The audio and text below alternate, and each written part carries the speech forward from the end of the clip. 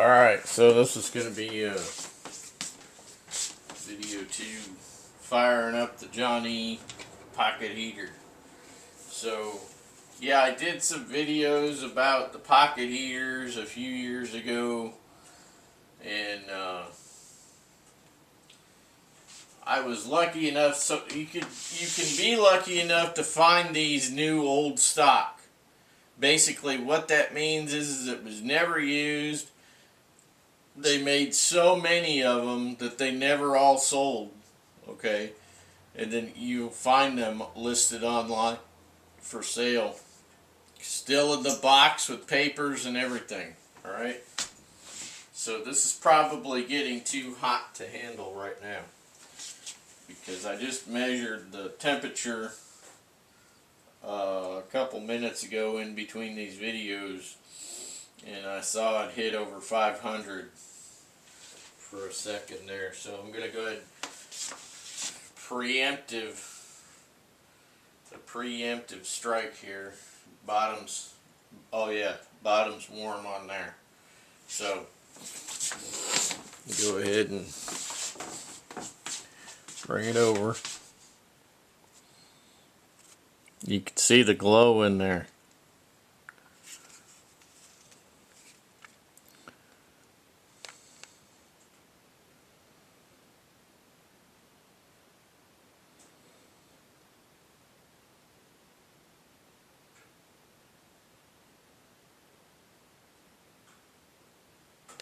See that? Up over 600.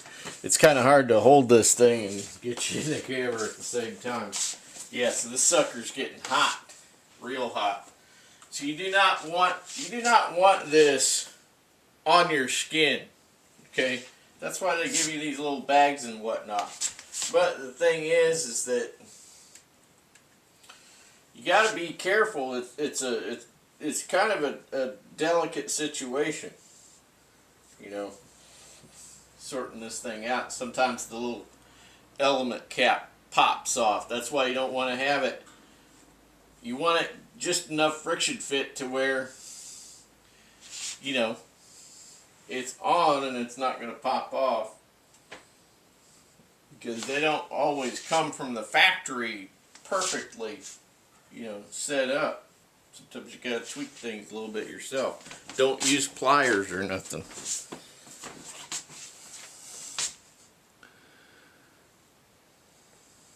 See it?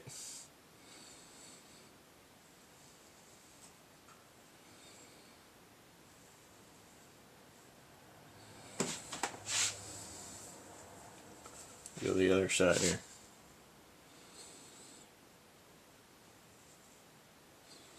Alright, so this Jon-E Giant, I'm going to push that down with my wool sweater, alright, my jumper. Push that down just slightly and then slide that on in there. Now, if you're indoors, you could put this underneath your wool sweater, okay, if you're indoors. But if you're not moving around a lot, like let's say you're moving around a warehouse, in a cold warehouse, you can put this on underneath your sweater while you're moving around in a cold warehouse. But right here in the house, this is not a very good idea, because what will happen is the fumes, okay? The fumes you'll be inhaling the fumes. It's not good, okay? So outside is the best place to be wearing this. Now you can also wear this on your back, okay? So it's not so heavy it's going to strangle the crap out of you.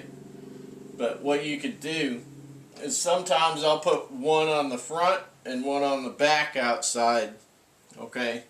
And this is what I was talking about with the Nordic skiing and the hot water bottles, because I came up with that about 10 years or more ago, making a satchel system for hot water bottles to go not around my neck but over my shoulders, okay? So you have a hot water bottle in the front and a hot water bottle in the back, and then you put, you know, you could you could put that into, you could build that into your wool bibs, your bib overalls if you want to do that. So that's something that I had discussed with you guys before, um, because you need to stay warm, right? Especially if maybe you don't have a lot of layers. Maybe you're still building up your winter wardrobe, you know, and you're in between. So, but in this particular case, this doesn't weigh hardly anything. I could put one of those on the front and one on the back inside of my wool, you know, top here, and this breathes, and the wool bag on there breathes, right? So it's going to get the oxygen it needs. Every now and then you can, you know, move your the material of whatever you're wearing and get some oxygen flowing around in there to keep it going, because you can smother it out. If you get too many layers over it, you could smother it out, because it does need oxygen, because that's what we need for combustion, right? We need oxygen, a heat source, and a fuel, right? That's the three things. Alright, so with the element in the vapor off of the naptha, okay, the Coleman fuel, we have two of those things, and then oxygen is the third thing that we need. So if we smother out the oxygen, we don't have any more reaction, okay? So how do we turn this thing off? Well, you got to get some leather gloves on. You either let it go out on its own with the fuel, or if you want to save your element for a few more years, you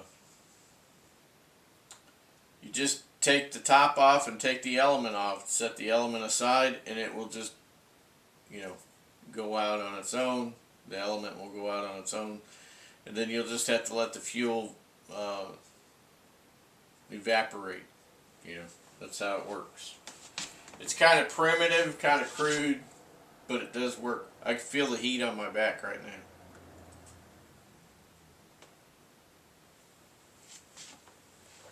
Coffee.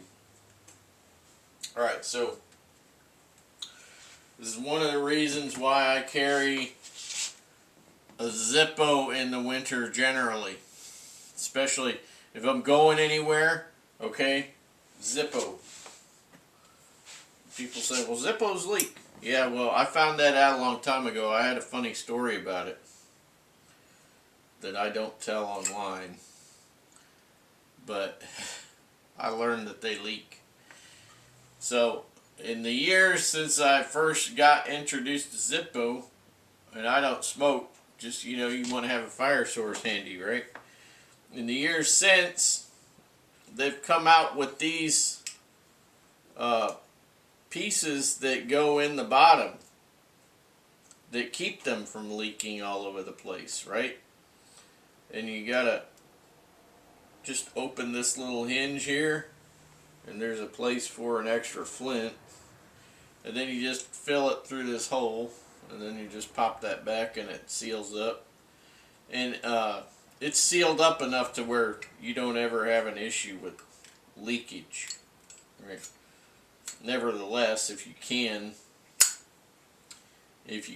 have it somewhat vertical, right? That's why they make those leather pouches. Zippo makes those leather pouches for a belt, keeps it vertical. Generally, in the past, I'll take something like this. This one's very old. This one's, a buddy of mine got me that. There's a whole story behind this thing. So, I don't remember what I was saying. So anyway, get you a Zippo. Zippo works really good because you just hold it like a candle, you know, and keep it hot, right? That'll get it going. Yeah, I could feel that heat, baby. Oh yeah. Oh yeah. Oh yeah, that feels good on my hands. This thing gets up around 700 degrees. 700 degrees is what it gets up to. Even these little ones, these little Hakkins get that hot too. I mean, they get hot. They get several hundred degrees. And I'm thinking they get 400 or 500 degrees. They get hot. Even though they're small, right? And the technology, I think this is from this, the technology was in the 60s. They made these in the 60s, this particular type, the Americans did, this Japanese. And so anyway, this doesn't last as long as that one. That one will go all night. If you got to be out all night or something, that'll go all night. This one will go all night if you start it at maybe let's say 9 p.m. right? 2100. So if you start it around then, this will go all night too. So I got 2 of these, and I got 2 of the big ones. And this was made by Aladdin, and my Stanley 2-quart thermos was made by Aladdin. You know, it's one of the American-made ones. But what was I gonna say? Oh, I don't know. Oh, yeah. So the company also made a vest, right? A lightweight vest. So you would put the lightweight vest on underneath, your coat. So you put the little lightweight vest on, and it had pockets for one of these over each of your kidney area, right? And so you put that little vest on with these in it, already running, and then put your coat on, and you go out, to the woods for the day, doing whatever, okay? And yeah, so it's just extra heat. So I've got a couple of brass, because I like vintage stuff, right? I got a couple of brass safety pins on here that I can close this up if I feel that I need to close it up for some reason. Most of the time I don't close it up though, because it's kind of a tight fit in the opening there. I tried to make sure that it couldn't just slide out, when I sewed it up. So I actually, it's sewn a couple of times here on the top really well.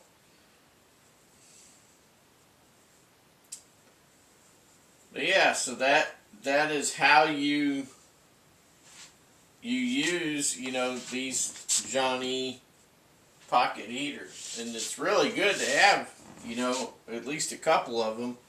And if you can't get the Jon-E, you can get these Hakkin, Hakkin, Hakkin, out of Japan, right? These are good too. I've used all of these at the same time before, and because it was brutally cold. When you're just sitting around, it's always great to have something on you that's not real huge, because generally most hot water bottles are 2 quarts, right? They're pretty darn lightweight too. You get 2 2-quart hot water bottles, and it's gonna weigh. It's gonna have some weight to it. So that's 4 quarts, right? 4 quarts that's a gallon of water, gallon of hot water. So if you're using 2 hot water bottles, that's a gallon of hot water. But in this case, I've got 2 Jon-E Giants, and then I got the 2 Peacocks, right? The smaller Peacocks. I got 2 of those.